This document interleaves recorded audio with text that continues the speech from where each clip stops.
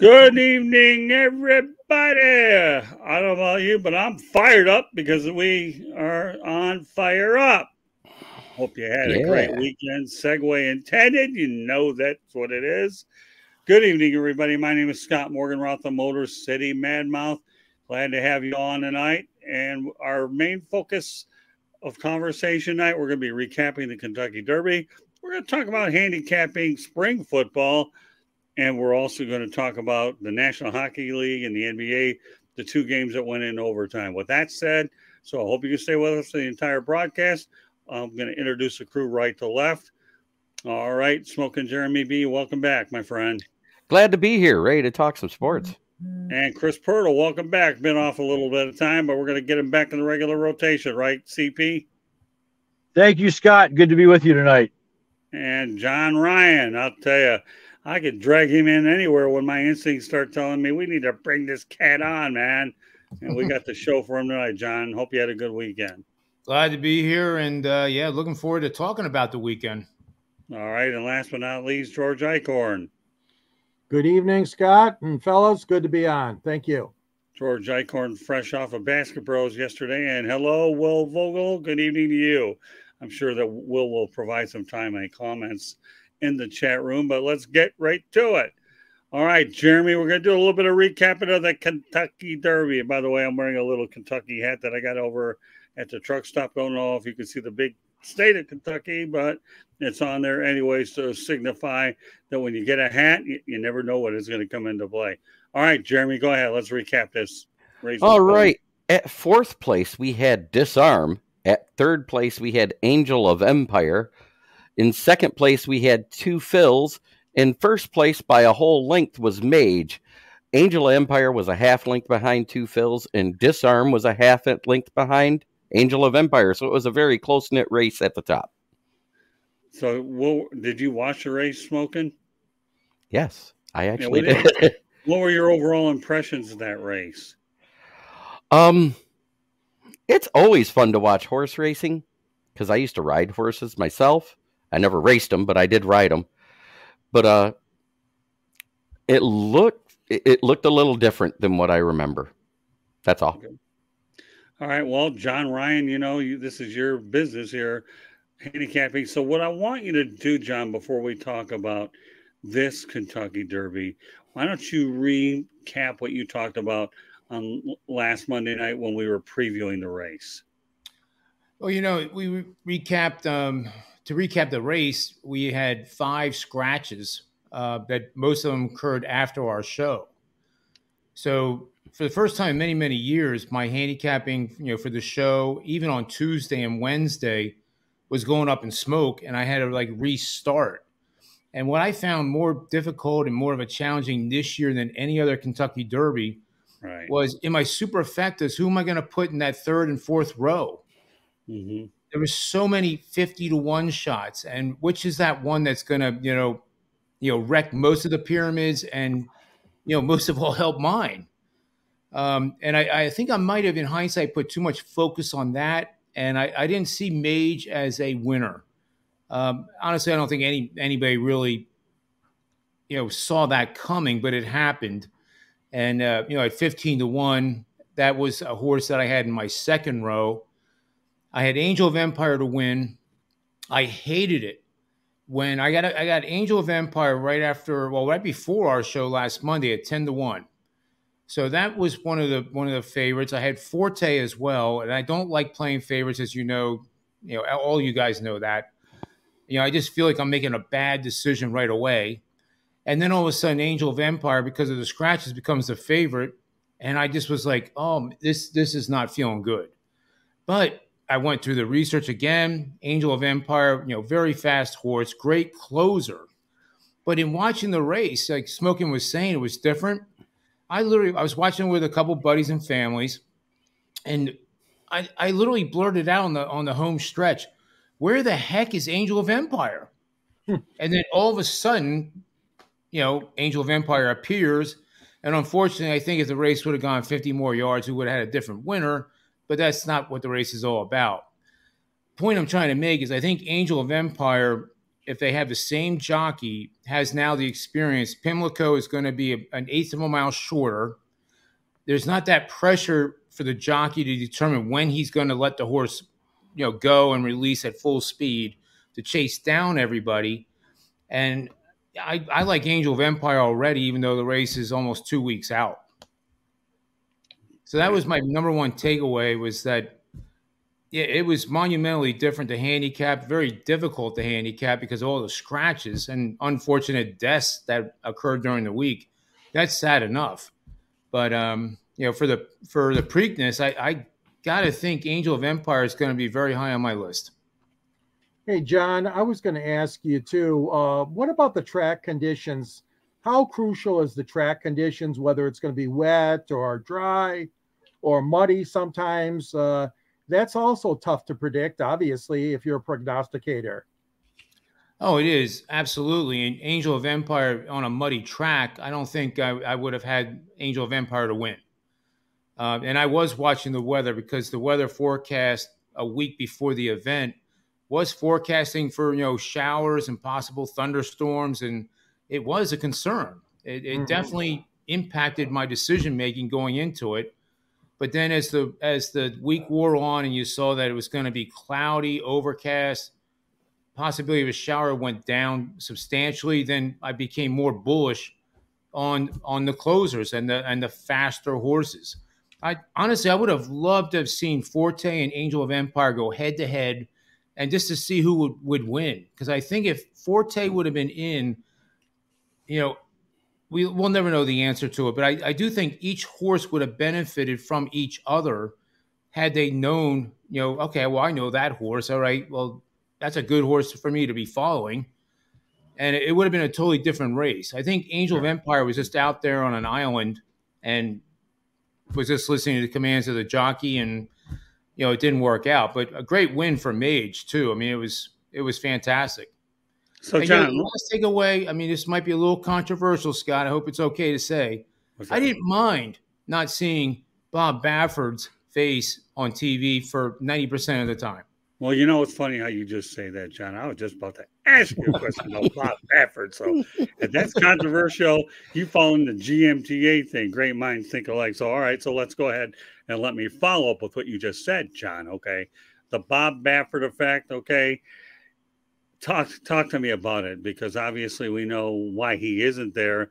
But was it refreshing not to see Bob Baffert there? Or maybe you might have, I don't know whether it's called leveling the playing field, but it certainly felt different. Yeah, I agree. I don't even know how to put that into words, or even try to quantify that fact. Part of me thinks that there are horses that maybe were trained a year ago by him that now are with a different trainer who may have been able to enter the race that way, where the owners actually leave that trainer and go to somebody else, but somehow Baffert's still involved. I don't really want to believe that that's true, because that really is even worse against the rules and why he's suspended. But it's like so many other characters we've had in all organized sports, especially at the professional level. There's polarizing people that we just don't like. George Steinbrenner, go rest his soul. People either loved him or they absolutely, abhorred him. There was no in between, like, oh yeah, George is a good guy. Yeah, I like George. He's all right. It was either one or the other. It was either I love him, he's the greatest guy in the world, or he wasn't. So I think Baffert is, become that type of character in the big events of horse racing. And, you'll never be able to take away his credit from all the races he has won. All right. He wasn't disqualified in those races. And it kind of brings up, the steroid era in baseball. They broke records because the commissioner, in my opinion, Budselig, knew that steroids was running rampant through baseball. And anybody who knows sports, I think, would agree with me that everybody knew it was happening, but we wanted to see it. We wanted to see those 550-foot home runs. We wanted to see the record broken. And I think Baffert is kind of the same guy. When, he had all those horses every year, he was the favorite. Every year coming into that Kentucky Derby, he'd be, you'd have 3 horses in it, and one of them would probably be a top-notch favorite. Yep.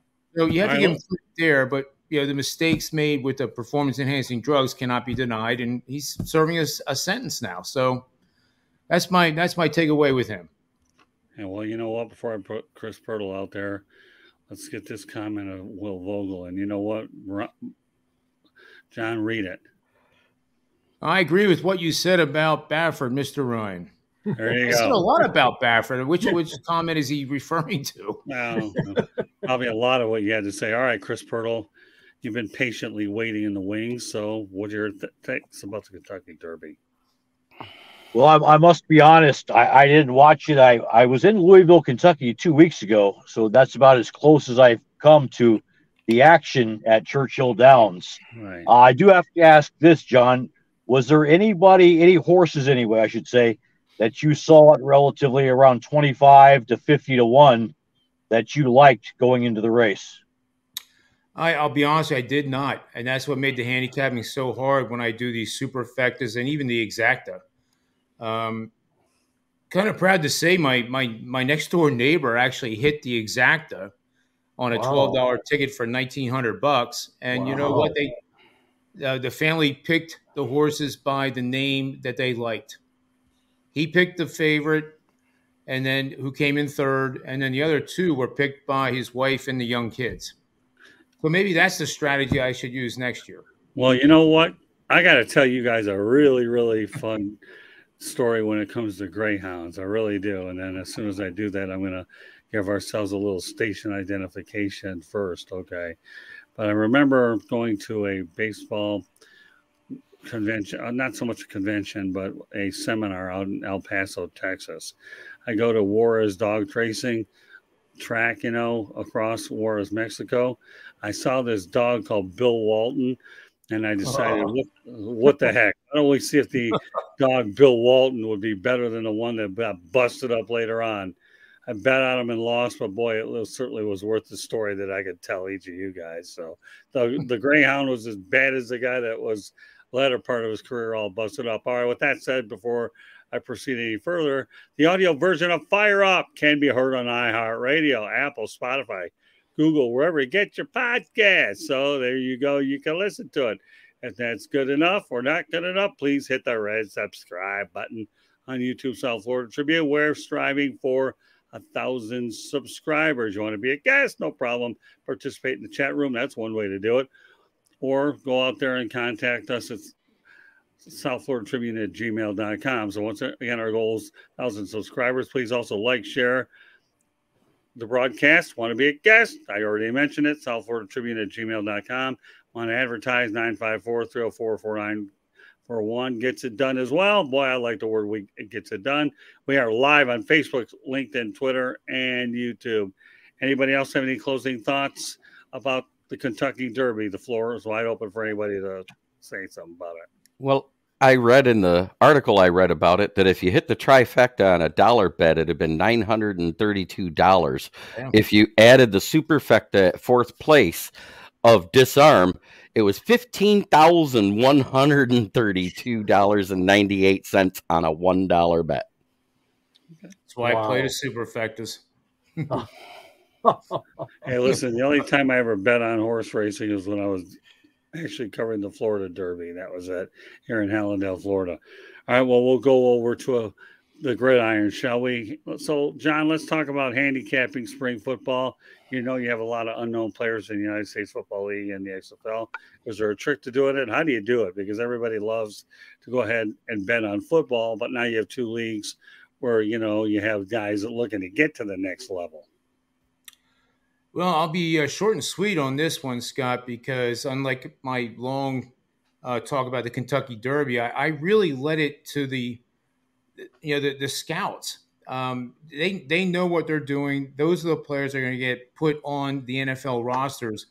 And then once they are on the roster, then it becomes an attention getter. And then I go back and look at the history of that player. So for me to spend time, trying to analyze like which players may get to the NFL or which ones should get there, I have found to be a little bit of a time-consuming effort, an endeavor that I don't really Like I love watching the games. I love betting on the games, especially live in-game betting. But to determine like what the spring football means, even at the college level, Scott, it's like, you know, watching Penn State football or watching the spring games of Georgia or the big programs. I watch them and I'm very impressed. But what matters to me is who the coach then puts on the varsity roster to start the season. And those names that are new names on those rosters, I will then go and research their history at the high school level and whatever level they played at. So that's my take on that. All right, Jeremy. The spring football, you're talking about USFL and XFL and all of that, right? Correct. Well, I do like what they're doing in the games because you can actually watch the line change as the score changes, which is really cool. And also, if it doesn't change, the over-under, you will watch that thing plummet. Then the first time somebody scores a touchdown, it jumps back up by like 10 points. So it's really cool to see the live betting aspect while you're watching the games. But for the most part, I wouldn't bet on teams where I don't know half the roster. That's it. Good point. Yeah, that does make a whole lot of sense. Okay, Chris Pirtle must be off. He must have lost his transmission. No problem. Welcome to. Well, you know, Scott, I'll take the next stab at it, and I agree with Jeremy.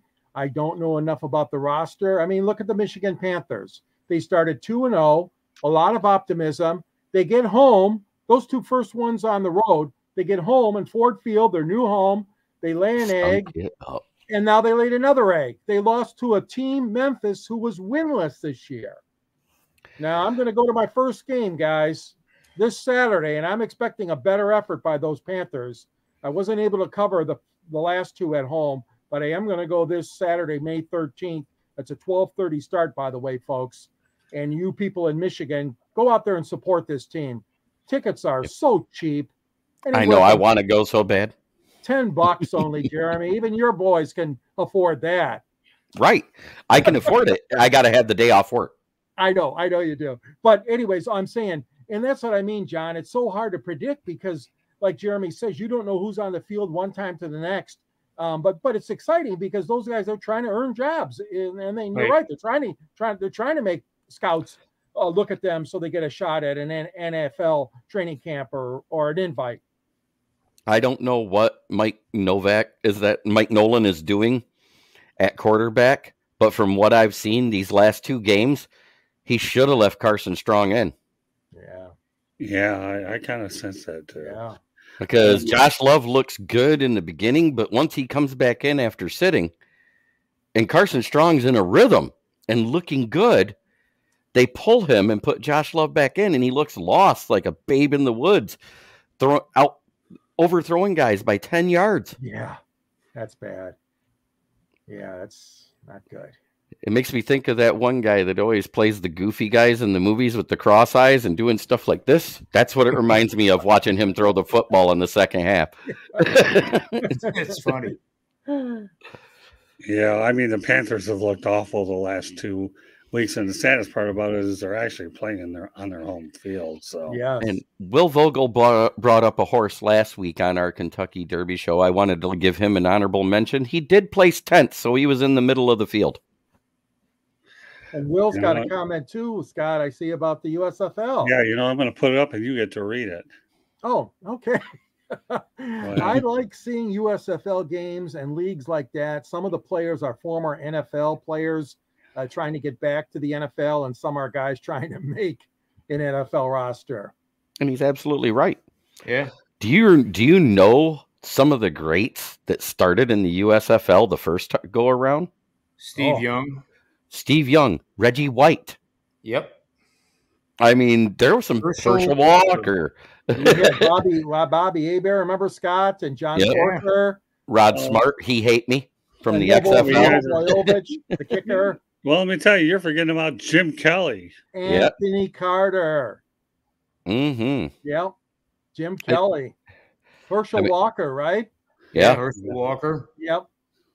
Oh, there's a ton of wide receivers too. Some of the names don't come to mind, but most of them ended up being special teamers or third and fourth wide receivers in the NFL.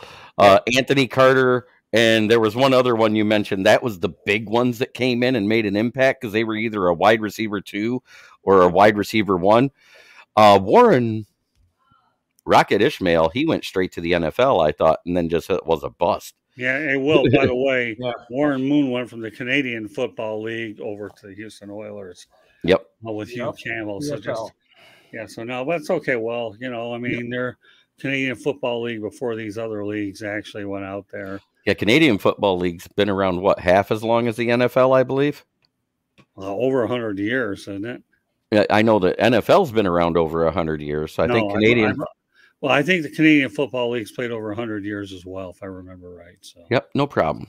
It doesn't matter. But you know what? Before you had USFL, XFL, and whatnot, guys would play in Canada to try to do what they've got to do. So, the first thing with the USFL produced a lot of players. You mentioned Steve Young, Jimkelly, Dougfluties, herchelwalker, just to name a few. And I had the good fortune of going out there and covering the league. So it was really pretty good. I'm glad it's back. I really, really am. So yeah, I hope they actually do something. It looks like they got some good sponsorships. The CFL is 65 years old. Okay. Thank you, Will. Okay. Thank you, Will. Is it 65 years old? Yeah, but they've had the Grey Cup around over 100 years, haven't they? Yeah, but the Grey Cup was their college football championship before it became professional. Oh, I didn't know that. Well, that's interesting to know. Okay, well, whatever. But all right, well, thanks for the research. He's pretty good at research and stuff anyways. All right, so any closing thoughts on the USFL spring football in general, or we feel we've covered it? I hope it makes it further than it did last time because it was a lot of fun to watch, but we got to get fans out there. They want that lower bowl filled, and then they'll get better sponsorships. So if that lower bowl doesn't fill for the home games, guess what? Next year, Detroit won't have home games for the Michigan Panthers. They're going to bounce it around for a little while until they get either stadiums of their own or they get a good deal from an NFL stadium. Yeah, the thing you should feel good about this USFL is Fox owns it. So Fox wants the programming. And to me, that's a good situation that Fox owns the league and NBC's a partner in terms of actually sharing the broadcast. Yes, they and are. Mike Pereira is doing all that. So very good. All right. Well, we have two other sports I want to get to while we have an opportunity. Last night, what an incredible game. The two games we're going to talk about tonight will be overtime games. First, Florida Panthers had a 3-2 win over the Toronto Maple Leafs, 3-0 lead in the series. And overtime, I'll tell you what, the Florida Panthers are proving that, like anything else, if you ride a hot goaltender a la Sergeibobrovsky, they're dangerous. If you don't believe that, the Boston Bruins will tell you. If you don't believe that, the Toronto Maple Leafs are about to find out, being down 3-0. All right, John, you want to talk some NHL and NFL? There you go. Sure. The NHL game, the Panthers are the real deal. Certainly, I rode them 3 of their 4 wins in the Boston Bruins game. My models came up with them, and believe me, I looked at it and I was like, this can't be right. So sometimes you go back and check, the math and make sure that everything is entered right and that it is actually a recommendation to bet on a dog of 220 in a playoff game against a team that set the all-time record win percentage in the regular season. So that's where the numbers help me overcome my subjective personality. It's human nature to think, well, the Florida Panthers have no chance against the Bruins. You kidding me? They're not going to win. But that's kind of where I've learned over 28 years where the opportunity may lie. And I think, I said it yesterday before Game 3. I had a top-rated play on the under. And nothing better, guys, than having a 2-2 overtime game with a total of 6.5. I mean, it really doesn't get any better than that. But that was a game that set up where if Toronto was going to get back into the series, they really had to play defense. And they did. They actually did play quality defense. They played much better in the first 2 games, but it still didn't work out because Florida has that magic wand that you said, the goaltender. And the goaltender, like in baseball, sometimes that baseball as a hitter looks like the size of a beach ball. Well, the puck right now to the Florida goaltender looks like the size of a beach ball, and he can save everything. And confidence in in any sport level, whether you're 8th grade basketball, or whether you're a senior in high school quarterback, or whether you're at the pro level and the top of the world in the sport that you're playing, confidence is everything. You're seeing it in the Tampa Bay Rays. You saw it a little bit with the Pittsburgh Pirates. Maybe they bounce back. But these teams, they get on a roll, they get the chemistry, they like each other, and Florida has it. So, 3-0 now, that series is pretty much done. Yeah, all right. Well, let's go ahead. Well, Vogel says Leafs advanced the second round since 2004. Yeah, they are looking foolish, and the Panthers are really underrated team this year, including the regular season. Well, part of that's attributed. They had a coaching change. Paulmaurice took over, and the team obviously began to play better at the right time. And then we'll go to Will's other comment, and then I'll turn over to George. All right. Well, let's take the other one off and then put the other one up, because this is one that I think we can all agree with. Okay. My opinion, the NHL playoffs are the best professional sports. Well, that's an exclamation point. Oh, you nailed it. Spot on. Yeah. Yep. George. Yep. Yeah. Well, I mean, I agree with everything that's been said so far. I told you guys a couple of weeks ago when I was on the show, when Scott took a break and Candy filled in, and I made that fabulous, absurd prediction that Florida was going to be the Eastern Conference representative in the Stanley Cup Finals. One thing you got to really think about here, and yeah, you can say they scraped their way in, but they competed to the very end to get their way in. Right. There's a lot to be said for a team like that, as opposed to Boston wearing this crown and winning and winning and winning and setting this record and that record. And then sitting everybody. Exactly. Now, Toronto, they were competing too. Of course, they're competing different levels of competition. You're competing for home ice advantage. You're competing to win the number 2 slot or the number 1 slot. I mean, there's different levels of competition. But all I can do is give Florida a lot of credit.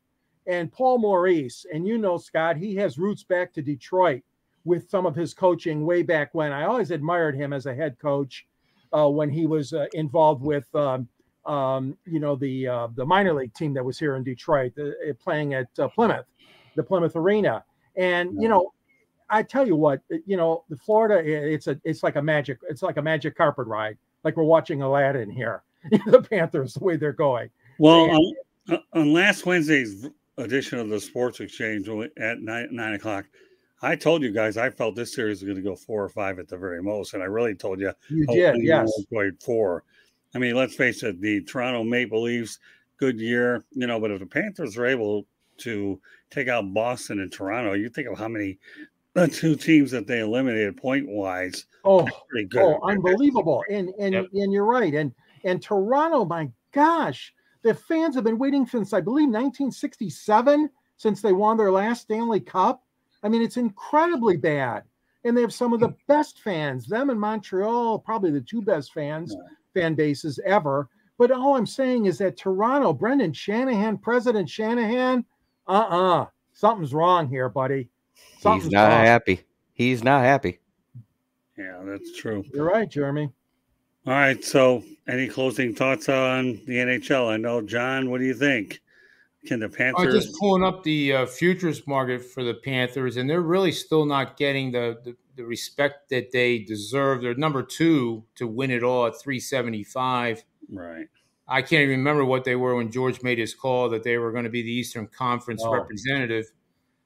But let's say it probably had to be 1,500, plus 1,500 at least. Right. The Hurricanes are plus 400. They have their hands full. The Golden Knights were smoked in their last game. Right. I don't know why they're actually ahead of the Edmonton. No, they're not ahead of the Edmonton Oilers, but they got smoked. They should be lower than the Devils and lower than the Stars, or at least lower than the Stars in terms of pricing. So I think if all those teams, the Golden Knights are probably the most overvalued, and the Panthers, in my opinion, still at 375 offer a good value bet. All right, so what I'm going to do is the last question I have before we go on to our final topic tonight. In the last several years, Florida Panthers haven't been able to sniff a national telecast very much. I mean, let's face it, reputation doesn't help many. And yet the Red Wings, even in rebuilding, being original six, they get on more than the Panthers. I'll start off with Jeremy. Do you think the Florida Panthers will be on more national television next year, Jeremy? It didn't work for them the first time they won a Stanley Cup. They went up by 3 games. The Florida Panthers I'm talking about. Yeah, the Florida Panthers. I'm talking about the Florida Panthers. Right. Didn't they go to the Stanley Cup? Not that when back around their inception, like their second year in the league. 90s. Right. And then the next year, they only got 3 or 4 more national TV games. Right. It's not a market for national TV. I don't know what it is about the Florida place, but because of it being mostly Michiganders, you know what plays more in Florida than it does in Michigan? Detroit Red Wings. Oh, yeah. Yeah, no doubt about that. All right. Amazing. What about you, George? You think the Panthers will get any more national television appearances? I think they'll get a couple more appearances next year, Scott, based upon what happened this year. But you guys are right. I mean, they love that Eastern New York Rangers, Washington Capitals, Pittsburgh Penguins, that Philadelphia and Detroit. I mean, they love that same diet of games, I'm saying. And you're right, Scott. They always like the original 6, a Chicago, a Detroit, and Montreal, Boston, of course. But, I mean, there's a heavy diet always of that Eastern Seaboard influence, I call it, the NHL on no matter what network. Pick your network, ABC, NBC, Fox, whoever is carrying the games this particular time, ESPN, TNT. They always love those Eastern games. But you're right, Jeremy. They don't draw well when they have a Florida or a Tampa Bay as their main game. All right, John, I have to put it in betting terms. What do you think the odds are that the Florida Panthers get on national TV next year? We got here's the way we got to do it. Jeremy, George, and then we have to put John, the betting man, here on here to quantify what we're talking about. I'd probably line it at plus 250 that they get more games on national TV, but my heart would want to say that they deserve it. I was thinking about the Buffalo Bills. After they lost 4 Super Bowls, they were kind of out of touch with national TV. And it's the markets that they're in. The Florida Panthers are not in the Northeast where the Flyers and the Rangers and the Islanders. And that's unfortunate. But eventually, a team becomes as good as the Florida Panthers and they win that Stanley Cup. People are going to, hockey fans are going to want to see them next year, more so than they did this year because they missed out. And that's kind of how I feel about the Buffalo Bills now because, they're a primetime, Sunday night, 8:00 football team. And I think that's where the Florida Panthers belong if they win this Stanley Cup this year. Yeah, you just nailed it there, John. If they win this Stanley Cup, they're going to force the national TV networks to you think it's the finals. Right. That too. If they don't, sorry, folks, the Red Wings are going to do right. It's an also ran. All right, if they're in that Stanley Cup matchup, I predict it'll be 2 to 4 games they get more next year in the national spotlight. If they win it, it could be as much as 8. Yeah. Well, I can tell you this much. I said as much. I didn't say it would be. For my South Florida people, Craig Minervini and Jessica Blaylock, they'll have more time to do a lot of things. And God love Jessica. She's an absolute sweetheart. And Craig's been a good pal of mine. So, all right, final topic of the night, NBA, Philadelphia 76ers. The man wearing the hat is J.R. Ryan, okay? 116-115 over Boston overtime. That series is deadlocked at 2-2. All right, John, you wanted to talk basketball? Give me your assessment on this one. I don't know even where to begin with it. Personally, I always emphasize with my clients discipline. You bet the same amount every single game, whether it's a 5-unit, a 5%, or an 8%er. I had an 8% on the Sixers, and I decided, even though it won, I decided foolishly to up it a little bit. I kind of got a little bit fooled myself with the numbers and thought, this is a really great opportunity. The reason was that one of the trends that Philly came into was that Boston made 16 or more three-pointers in each of the last 2 playoff games. Teams that have done that and then been favored in the next game were 1-10 straight up, 1-10 against the spread. So I saw that, and I violated my discipline. I went a little bit overboard. Well, not overboard. I just added to it instead of betting in game. And of course, I'm feeling proud as a peacock at my excellent intelligence to increase my bet during 3 quarters. So I decided the game was over in my mind, and I left to run some errands. And my last errand was stopping by the restaurant to pick up food. I walk in, and the place is going crazy. And then I look at the score, and it's those, hashtag WTF moments where you just like, am I really seeing this? Boston is winning. Well, adding to it, I love the Patriots. I like the Bruins. I hate, that's a strong word, but I don't like the Celtics. I haven't liked the Celtics since Larry Bird played Julius Erving. I haven't liked the Celtics since Larry Bird probably played, to be honest. But that's my own opinion. He's a great player. He's in the Hall of Fame. But the one thing I hated most in this game when I was starting to get caught up on it was the officiating. It has been just atrocious, and it's been inconsistent on both sides. I'm not saying that the Sixers were robbed of a game potentially, or that the Celtics were robbed of a game potentially. But the one play that really stuck out in that fourth quarter was where Jason Tatum had the ball against Maxey and elbowed him in the chest, like pretty hard. And Maxey isn't a big guy, but he goes flying backwards.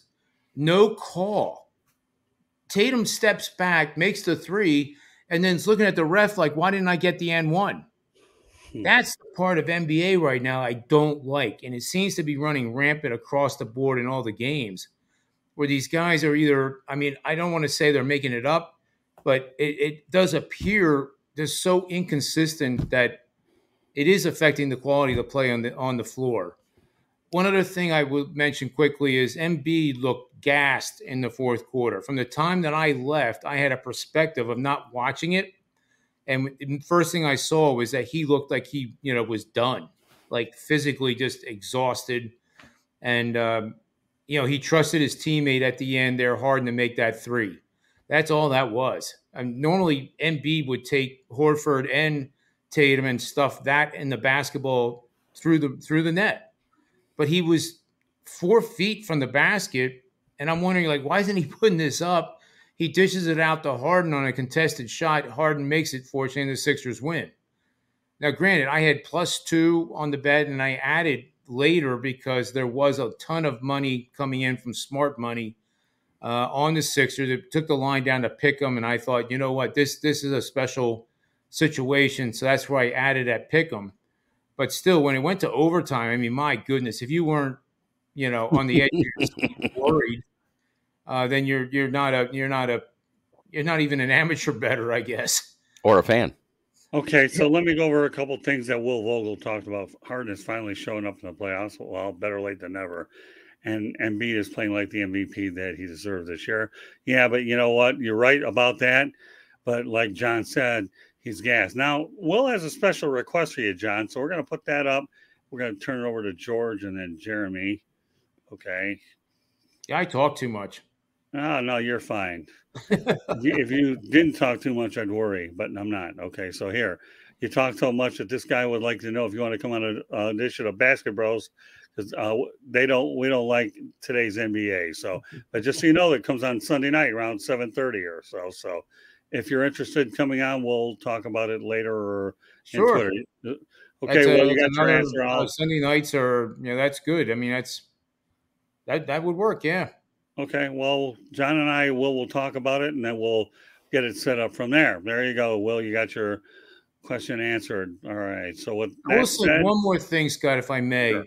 Yeah. It drives me crazy when people, especially in the Philadelphia and New York markets, are abusing Harden for not showing up in games 2 and 3. He has 11 games in his career in the playoffs of 40 or more points. The he's never not had a season where he wasn't in the playoffs. So to say that he's not showing up I think if you look at the whole ball of wax of each series he's played, especially with Houston, he's more than showed up, and he still has shown, even at his age now, that he can still do it. And we'll just have to see. Tuesday's going to be very tough. The trends and the angles, I'll tell you right now, work in Boston's favor. But I think when you win a game by 1 point in overtime, and now the pressure is all on Boston. Boston's the better team. The media in Boston's telling them, you're the better team. How can this series be 2-2 against the lowly 76ers? Right. The 76ers have a chance here to pull the upset, and getting 7.5 points right now is pretty attractive to me. And not because I'm wearing the hat or that I'm a homer or anything like that. The number feels right to me to put some dough on the Sixers on tomorrow night's game. Okay, fair enough. All right, George. Oh, you talk about drag. Oh, my God. Knockdown, drag out affair. Well, I tell you what, this series is incredible. And I do agree, though, with a lot of the people that are jumping on Harden's case because, yes, he had a great game 1 and a great game 4, game 2 and 3, not so good. You brought up a good point, though, John. Okay, he's a crafty veteran. He's been in the league a long time. He's got some age on that frame of his. Obviously, he's been around quite a while, and you can't put everything on his shoulders, on his frame. I will say this, though. I mean, oh my God, could you imagine Beantown if Boston does go down, losing the Bruins, and then if they lose the Celtics too? Holy cow. I wouldn't want to be a fan there. I don't want to be a fan there anyways, but all that being said, it's just been one hell of a series.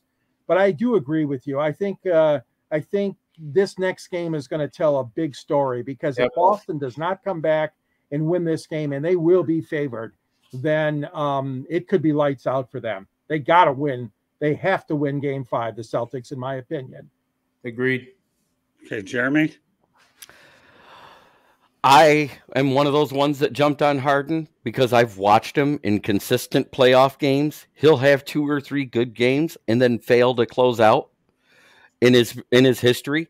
He's had good games here, good games there, but it required the supporting cast to do what they have to do to close the games out to make it to a next round. And he hasn't done it pretty much since that year that they had that run in Oklahoma City when it was Westbrook, Harden, and Durant. So since then, he hasn't, in half the time, he's injured through the playoffs and they don't make it past that next round. So you think to see him playing, he needs? This is his best chance, but he has to play better than okay ball the rest of this series. If he does his average, and I'm not talking about the 40 points, if he's putting up that 25 to 30 points a game, 6 to 8 assists, and 2 to 4 defensive stats, along with the rest of the complementary pieces with the 76ers, it'll be great. But he cannot do it consistently is the only thing I have to say. All right, well, I'll close it out this way. Number 1, Doc Rivers, don't worry about losing your job. You're not going to lose it, okay? Number 2, I wouldn't be surprised to see Harden return to Houston at some point. There's talk about it. I have a feeling that he may wind up there at some point. We all know that Philadelphia is a tough place to play. We really, really do. But let's face the reality, the 76ers haven't won a title. George, how long has it been?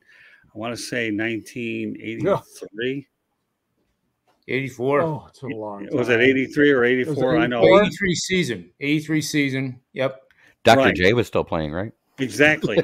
No, but no, there's nothing to laugh about. That's how starved these fans are. Oh, I know. I would love it for Philly. Yeah, I think it'd be a great story. And you know what? I was actually happy that Joel Embiid won the MVP. This guy here, to me, has overcome a lot injury-wise. And think about it. He's a heck of a center. Joel Embiid is one of those kind of players that could play in any era of basketball. Well, do you get that? Okay. I know you're probably still listening, and maybe it'll trigger another comment out of you. But the reality of the situation is Joel Embiid can play in any era of basketball. So you know what's neat about this show is we were able to touch on a lot of different things. I like to mix it up a great deal anyways. and to be able to talk about the Derby, spring football, and two overtime games, both in the NHL and the NBA, was a real nice fitting end to what I considered a pretty good sports weekend for sure. So, so great job by you four. I know Chris had a lot of major technical difficulties.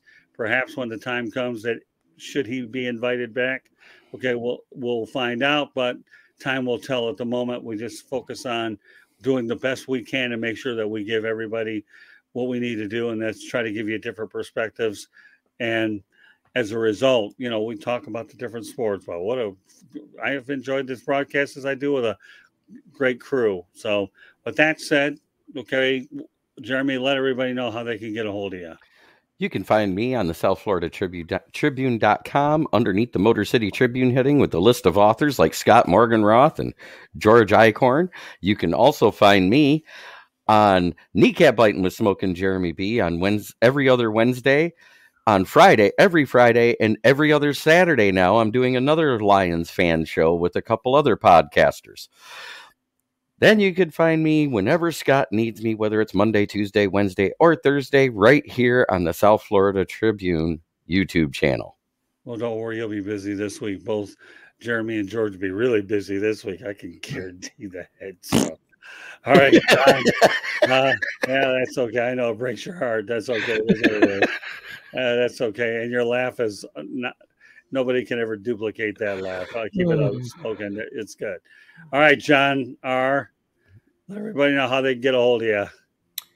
Pretty simple. At John Ryan Sports and the number 1 on Twitter. I started an Instagram with the same handle a couple weeks ago. So both places provide a lot of situational angles and trends that are free, and you can use them as you see fit. I try to give out the best of the best and hopefully make you more astute, better at least in making your decisions. Of course, you can get my plays just by direct messaging me and finding out how to do that. And the predictiveplaybook.com is where I have myself and a bunch of other guys I've known for many, many years that are pretty darn good professional cappers. We all go through losing streaks, no smoke and mirrors here, and no BS. We'll have our 0-8 streak, promise you, over the course of a season. But over the longer term, I think you're going to like how the results come out for you. And also, I should add that as time goes on, John's only been on 2 times a month, but that narrative is going to change, especially as we get closer to football season. I knew that there were a lot of good events leading up to football season, so it would behoove me not to allow John an opportunity to break in with the network here until things really get more and more busy later on in the year. So John's one of those kind of guy where if I contact him on Twitter and needed tomorrow, forget about next week. John did the politically correct thing with time, and that was all we had to do. Then again, a lot of guys on this crew are able to come on in short notice, which makes it even better. All right, George, you have the longest one, so we'll leave the longest. And by the way, Bill, before you do that, everybody, I want to wish George a happy anniversary. And I was at his wedding another lifetime ago. Thank you, Scott. Appreciate it. All right, Detroit Sports Broadcasters on the air. Yay. And Scott Morganroth in another lifetime a long time ago with hair. I shouldn't talk, Scott, because I had hair back too. But don't worry, mine grows faster than anybody. So it sure does.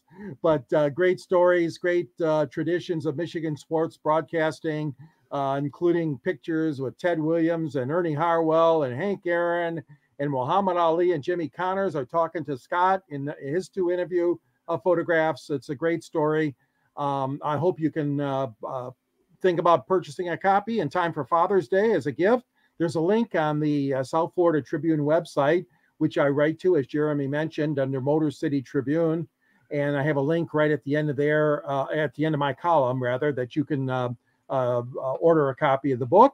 You can reach me at gicorn@yahoo.com or George Eichhorn on LinkedIn. And you can reach me on Twitter at SNGSports99. You can find me on the Sports Exchange, on Fire Up, on 108 Stitches, and once in a while I'm a guest on Basketball Bros, and once in a while on Pigskin. So I really appreciate being out here and being on all these great podcasts.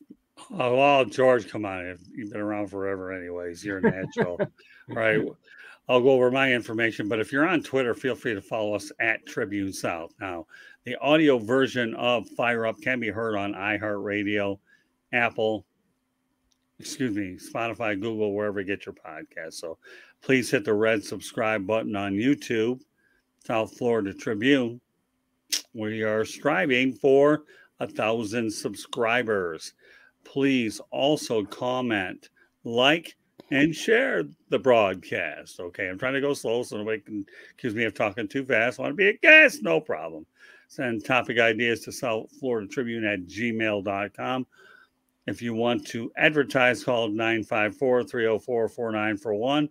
We are live on Facebook, LinkedIn, Twitter, and YouTube. Also, you want to find your way on this show? No problem. Contribute in the chat room, and that's another ticket in here for you as well. So good show. Great way to start off the week. And you can also check out our website, www.southfloridatribune.com. And finally, kudos to Candy Ebling, who does an unbelievable job putting the shows up as well as the numerous content that she puts up there as well. So you want to talk about an MVP behind the scenes, Candy Ebling is it. So on behalf of Smoking Jeremy B., John Ryan, George Eichhorn, my name is Scott Morgan, Roth, the Motor City Manmouth. Thank you for joining us on this edition of Fire Up, and we will catch you the next time. Good evening, everybody.